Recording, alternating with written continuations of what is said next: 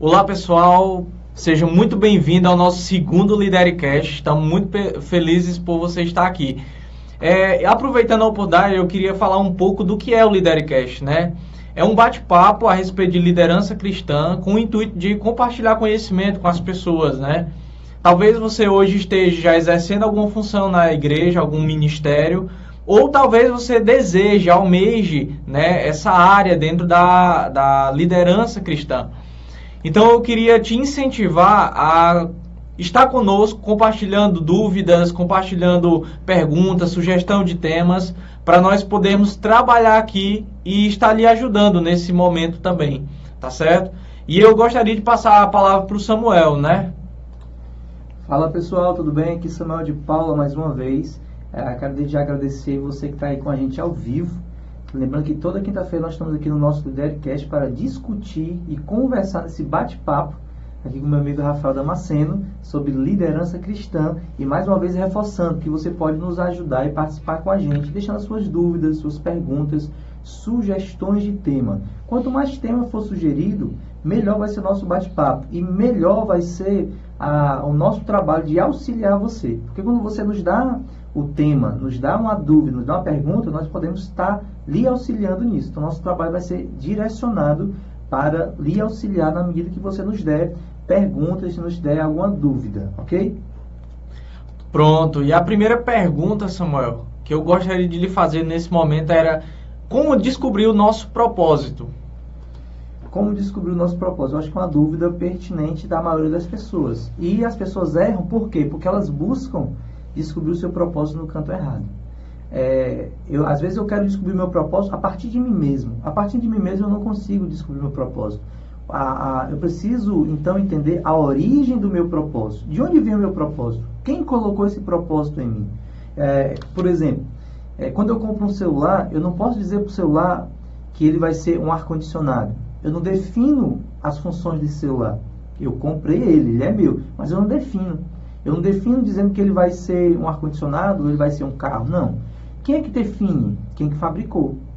Então, a partir da utilidade de fabricação é definido o propósito dele. O homem, da mesma forma, o homem não pode encontrar o seu propósito em si mesmo, no sentido de sozinho. Ele precisa buscar esse propósito naquele que o criou, que foi Deus. Então, a origem do propósito é Deus, porque Deus só cria alguma coisa se primeiro ele tem um propósito para aquele algo. Deus sempre cria algo com propósito. Então, para me descobrir o meu propósito, eu tenho que buscar em Deus a que é a origem do meu propósito. Né? Tenho que buscar em Deus a origem desse meu propósito. Ok. Samuel, beleza, a gente entende que é em Deus que a gente encontra, mas por que ter um propósito? Por que buscar um propósito? Se nós olharmos por um exemplo, só para você ter uma ideia, a geração de jovens de hoje, nascido de 1995, final de 95, vamos dizer para cá, né? Essa geração mais recente é uma geração totalmente diferente da geração mais antiga. A geração de 30 anos atrás, 40 anos atrás, 50 anos atrás, como é que ela vivia? Ela aprendeu que ela tinha que crescer, estudar e trabalhar. E esse trabalho ia dignificar ela, pagar as contas, sustentar a família. A geração de hoje, ela não consegue fazer isso. Ela não consegue ter qualquer trabalho, ela não consegue ter qualquer emprego, simplesmente para ter um salário e se sustentar. Ela até vai para isso, mas com o tempo ela fica desanimada.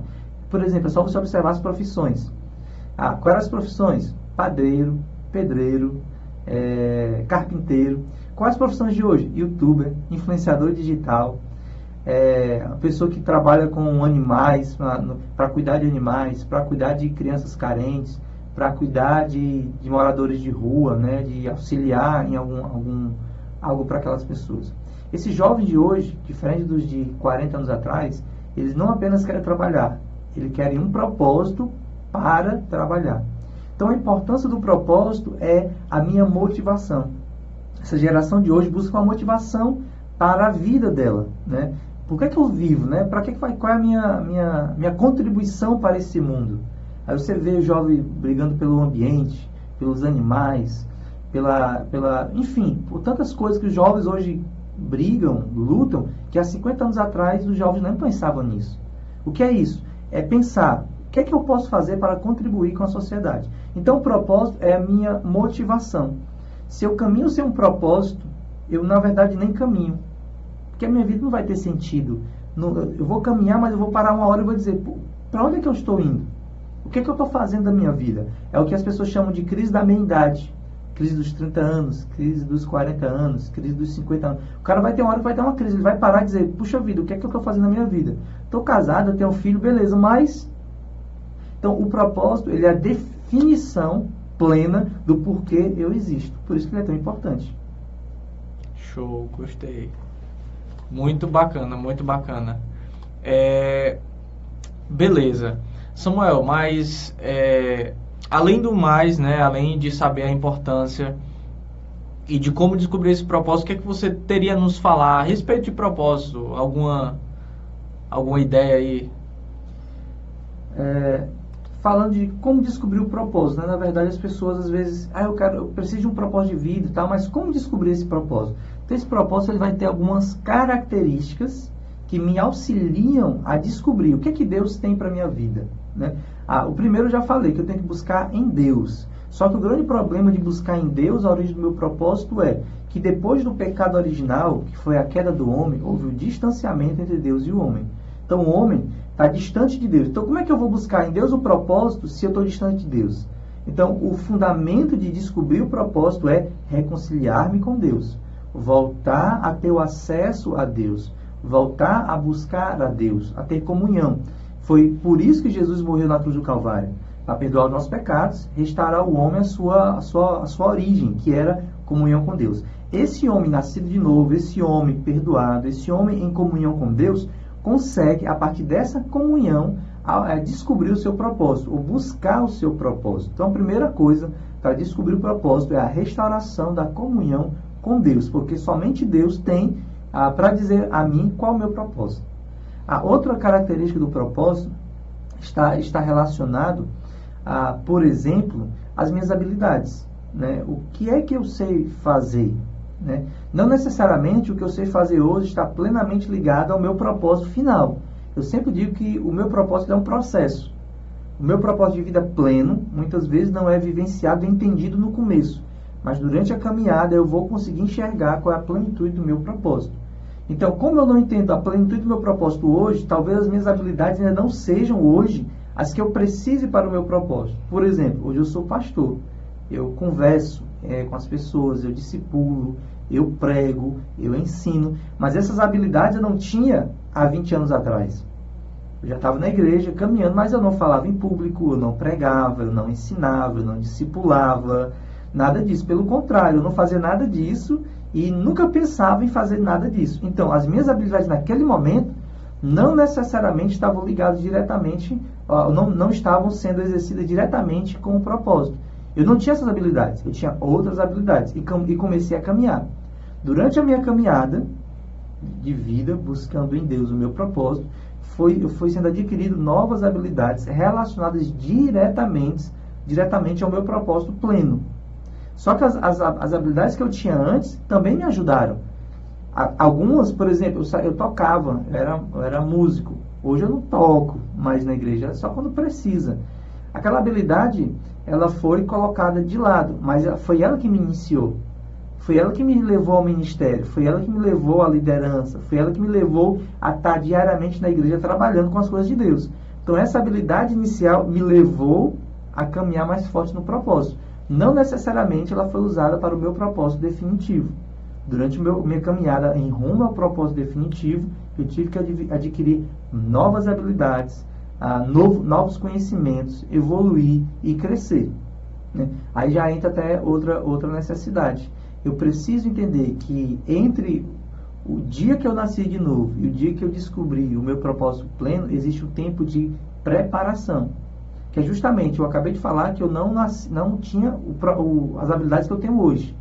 Mas eu tive que me preparar para isso. Eu fui me preparando. Então, a Bíblia ela é um livro que vai falar. Por exemplo, Jesus passou pelo menos 30 anos da sua vida ausente. Ele aparece ali no nascimento, na hora que ele é apresentado. Ali aos 12 anos, tinha um ritual judaico, ele conversa com os mestres da lei e depois some. Então, aquilo ali foi um tempo de Preparação, porque a Bíblia diz que Jesus crescia no conhecimento e na sabedoria diante de Deus e dos homens. Então ele foi se preparando, né? É tanto que quando ele vai fazer a primeira pregação, ele pega o rolo do pergaminho, abre, procura, encontra e lê. Então ele sabia ler, ele sabia procurar o rolo, ele sabia quais eram os livros da Bíblia, ele foi um tempo de preparação. Ele conhecia as parábolas, ele conhecia como ensinar através de parábolas. Então foi um tempo de preparação. Moisés passou 40 anos sendo educado como líder nas ciências, na sabedoria dos egípcios. Passou 40 anos cuidando e pastoreando de ovelhas. Tudo isso foi tempo de preparação para passar 40 anos no deserto cuidando do povo de Deus. Então, outro fato importante relacionado ao meu propósito é que o meu propósito tem um tempo necessário de preparação, que eu não posso pular. Um líder que pula a preparação é um líder que vai frustrar-se no futuro ou vai frustrar as pessoas. Porque vai chegar um momento que ele vai ter que liderar, vai ter que expor o seu propósito, mas não se preparou para ele. Entendeu? Então ele vai, vamos dizer assim, é a sua hora, mas ele vai dizer, eu não sei fazer, porque ele não se preparou. Então existe uma necessidade de um tempo de preparação. E quando eu falo tempo, aí vem outro fato. A espera por esse tempo de preparação até a hora de eu aparecer para exercer a minha liderança. Tem pessoas que dizem, eu quero ser um líder. Aí amanhã ele não se preparou, ou leu 3 versículos da Bíblia, ouviu um áudio de alguém e já acha que é um líder, já acha que é um pastor, já acha que é um pregador. Só que existe um tempo, não apenas de preparação intelectual, mas um tempo necessário para amadurecimento, para que eu tenha novas experiências, para que eu tenha as minhas próprias crises existenciais e ministeriais e aprenda com Deus e em Deus como superá-las. Porque se eu estou hoje começando a minha liderança e não consigo superar uma pequena crise pessoal minha, quando eu estiver liderando 500 pessoas, quando eu estiver liderando 1000 pessoas, e eu não superei aquela primeira crise ali, lá na frente, quando eu tiver uma nova crise, eu não vou superar. E eu vou ter um grande problema. Então, também existe um tempo que eu preciso para amadurecer. E até a própria Bíblia, ela me chama a atenção que os novos convertidos, que são chamados de neófitos, pessoas que não têm experiência nem amadurecimento necessário, não podem liderar. Então, existe um tempo de preparação, de conhecimento, mas existe um tempo de preparação de amadurecimento, onde eu vou aprender a lidar com as minhas emoções. Quantos líderes têm problemas emocionais? Quantos líderes lidam com as crises, gerando mais crise? É o que hoje fala muito de inteligência emocional, né? A resiliência, a empatia, o entender o próximo, a ser longânimo, né? Que a inteligência emocional, na verdade, são os frutos do Espírito. Quando eu tenho os frutos do Espírito, eu tenho inteligência emocional. Então, quando eu desenvolvo os frutos do Espírito em mim, o fruto do Espírito em mim, então eu vou desenvolver também o que as pessoas chamam hoje de inteligência emocional. E esse tempo de amadurecimento também é um tempo de ter inteligência emocional, de saber lidar com as emoções, de saber lidar com a dor do outro, de aprender a ter empatia, de aprender a ter maturidade para... Como eu tenho maturidade, eu sei lidar com esse problema. Eu sei lidar com essas crises dentro do meu ministério, dentro da minha liderança. Então, existe também um tempo de amadurecimento. Também, além do tempo de preparação, um tempo de amadurecimento ministerial. Show, show. Samuel, o que você me diria? Existem inimigos do propósito? Existem desafios, vamos dizer assim, né? Coisas que podem se opor ao meu propósito? Sim, sim. Na verdade, tudo aquilo que é inimigo de Deus se tornará inimigo do meu propósito, porque o meu propósito está em Deus. E a pessoa que mais tem interesse que eu viva o meu propósito não sou eu, é Deus. E a pessoa que mais deseja que o propósito de Deus não funcione são os inimigos de Deus. Satanás, seus anjos. Só que ele vai usar pessoas. Ou ele se levanta diretamente contra mim, ou ele usa pessoas. Não necessariamente uma pessoa precisa ser um filho do diabo, uma pessoa endemoniada, para se levantar contra um propósito de Deus. Ela pode ser um cristão, uma pessoa boa, só que por um momento ela pode usar uma frase, uma palavra, um ambiente que ela constrói que vai ser desfavorável ao meu propósito e, por consequência, ao propósito de Deus. Por exemplo, o primeiro milagre de Jesus. Jesus vai para as bodas de Caná. Quando chega lá, falta vinho. O que acontece? A mãe de Jesus diz o quê? Filho, acabou o vinho. O que ela estava dizendo? Resolve esse problema. Ela tinha uma percepção espiritual, ela sabia, até então não havia milagres, até então Jesus não tinha feito nenhum milagre, mas Maria tinha tanta consciência de quem ele era e do poder que havia nele, que ela percebeu dentro dela que naquele dia seria o dia que Jesus começaria. Então, estava tudo ok, uma mulher de Deus, uma mulher que teve a percepção espiritual que ninguém teve, ela teve, vai acontecer alguma coisa, ela sabia. Só que o problema foi o quê? Ela sabia que ia acontecer, tinha a percepção que ia acontecer, mas ela não sabia a hora de acontecer. Então ela antecipa a hora. Jesus tem que fazer alguma coisa. Aí a resposta de Jesus: que tenho eu contigo, mulher? Ainda não é chegada a minha hora. Ela entendeu o que tinha que ser feito, mas não entendeu o momento. Isso é tão interessante, por quê? Porque Jesus ele não fez na hora que ela falou. Por quê? Porque não era aquela hora. Aí a gente vai entender lá na frente. Ele diz assim, eu só faço aquilo que eu ouço o Pai me falar. Eu só faço o que o Pai manda. Não é o que qualquer pessoa vai fazer, independente de ser a mãe, Maria, não. Não é porque eram os apóstolos, Maria, um irmão, independente de quem fosse. Ele tinha que esperar o propósito. O propósito vem de quem? De Deus. Então ele diz, ainda não é chegada a minha hora. O ambiente era propício para o milagre. Talvez a Maria sentiu um poder de Deus ali, naquele ambiente que poderia estar propício para o milagre, mas não era a hora. E ela entendeu isso, ela não ficou chateada com Jesus. Ela não reclama de Jesus, pelo contrário, o que é que ela diz para os serventes? Tudo que ele fizer, falar, fazei. O que é que ela diz? Tá certo, entendi. Não é a hora, mas vai chegar. Então fiquem preparados para essa hora. Então eu preciso entender que o inimigo não necessariamente é o diabo se levantando contra mim, com garfo de chifre e rabo. Ele pode usar a uma pessoa qualquer. Por exemplo, Pedro, ele teve um momento que ele disse para Jesus, Senhor, não falo isso contigo. Do que ele estava falando naquele momento? Jesus falou, eu vou morrer. Não, Senhor, você não vai morrer não. O que é que Jesus disse? Para trás de mim, Satanás. Ele não estava endemoniado, ele não estava ali, não se desviou. O que foi que aconteceu? Por um momento, ele se deixa falar algo fora do propósito de Jesus. E Jesus entendeu. Então Jesus não aceita aquela palavra. Jesus não aceita aquela orientação de Pedro. Assim como não aceitou a orientação de Maria. Por que ele não aceitou essas orientações? Porque estavam fora do propósito. Ou do tempo, ou da ideia. De Maria, a ideia era boa, mas o tempo era errado. De Pedro, a ideia era completamente errada. Ele falou no tempo certo para ajudar Jesus, né? Deu uma palavra boa para Jesus, mas a ideia era errada. Jesus não aceita nenhuma dessas duas ideias. Mais uma vez, por quê? Ele vai dizer, porque eu só faço o que o Pai me manda. Isso é viver dentro do propósito. Então, qual é o inimigo do meu propósito?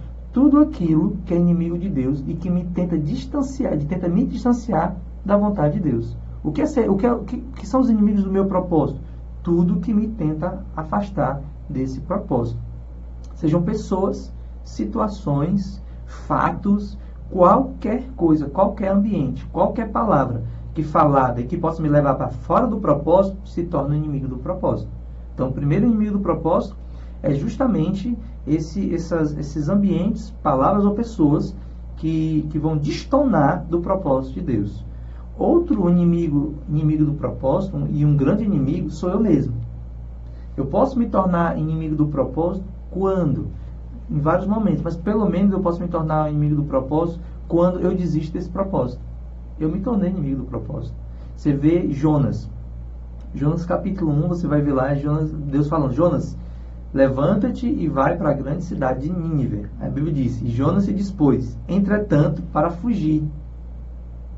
Então, quem foi o grande inimigo de Jonas? Ele mesmo, que se colocou longe do propósito de Deus. Então, eu posso ser um inimigo do meu próprio propósito quando eu me distancio desse propósito. Eu sei que tem um chamado, eu sei que Deus me chamou para fazer algo, mas eu acabo me distanciando dele, por N motivos.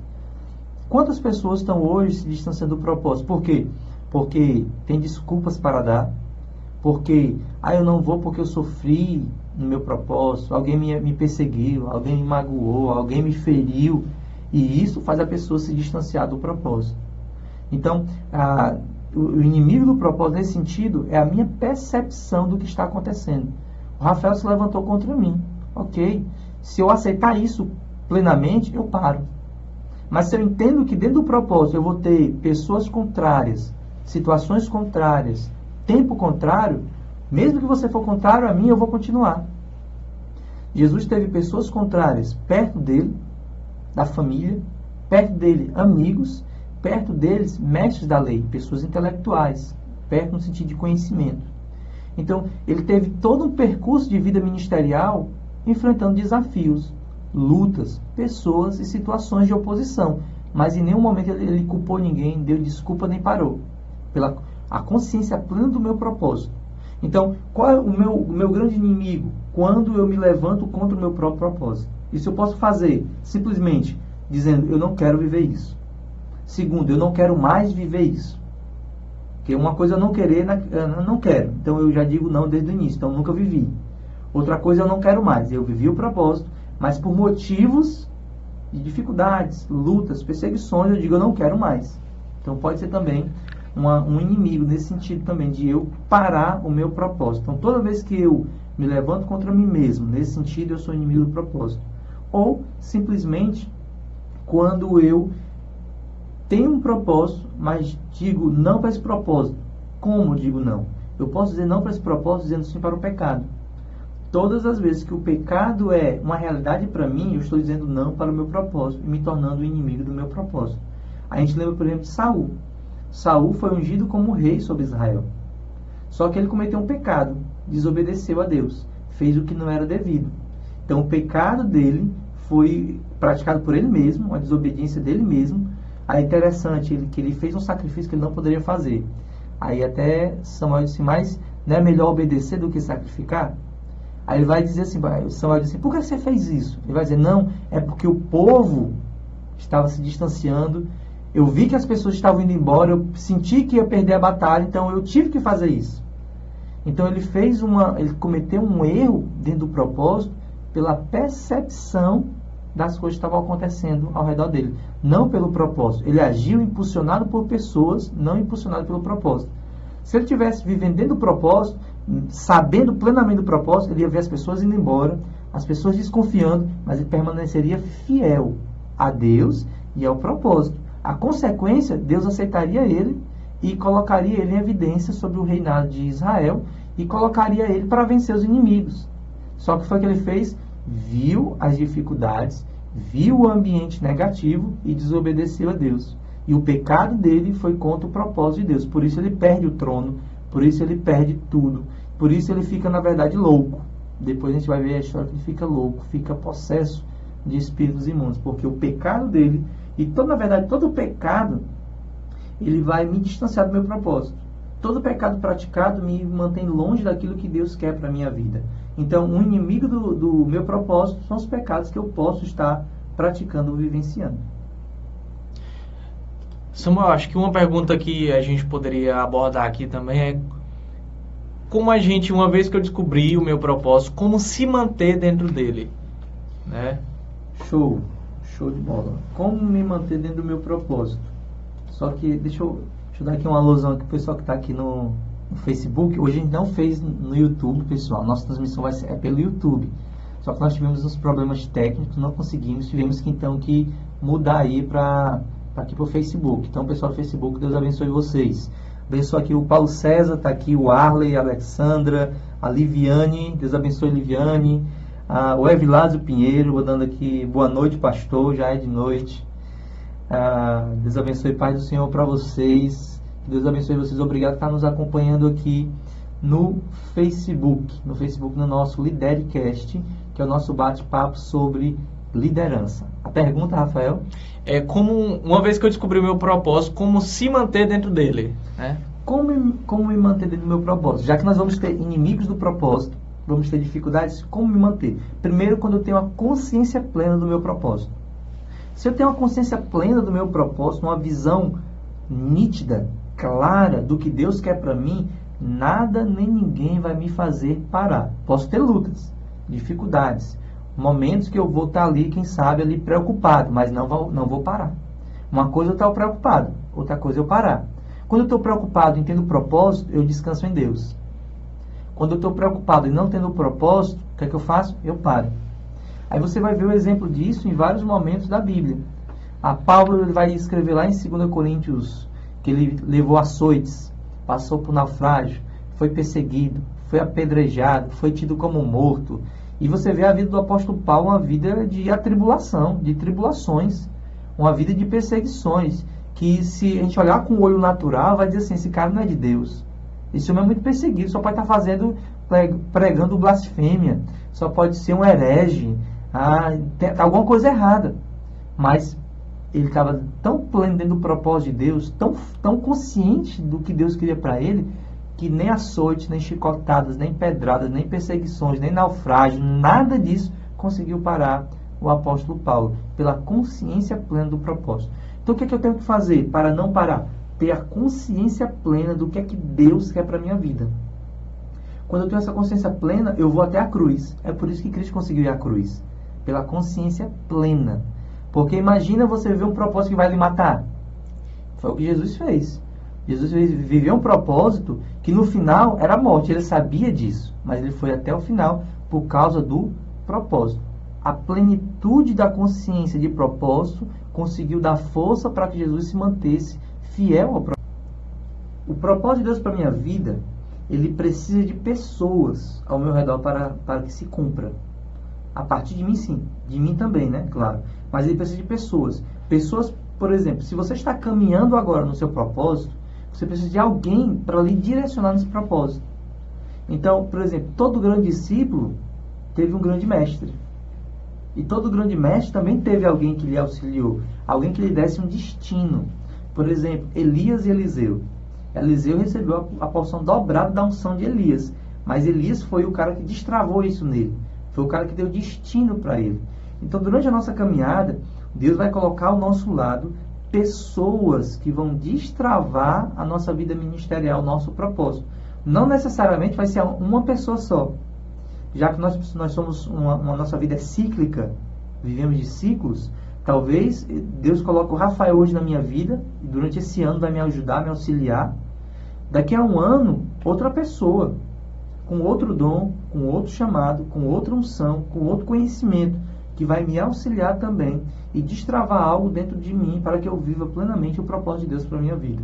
Então existe a necessidade de pessoas que vão me dar destino, pessoas que carregam um propósito, pessoas que carregam uma palavra, uma unção e uma visão. E ela vai compartilhar isso comigo.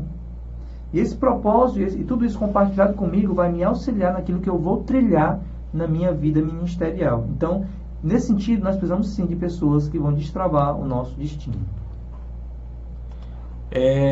E pessoal, a gente queria agradecer, né? Estamos encerrando aqui mais um bate-papo, né? Espero que tenha lhe edificado.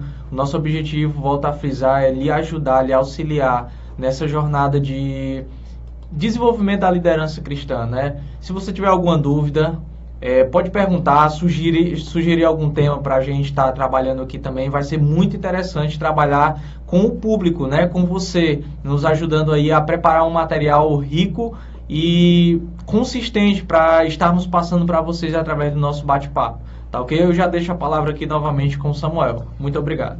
Valeu, pessoal. Deus abençoe cada um de vocês. Que vocês possam continuar sempre com a gente toda quinta-feira no YouTube. Lidercast. Se a gente puder fazer a transmissão simultânea no Facebook, beleza. Mas nós estamos priorizando lá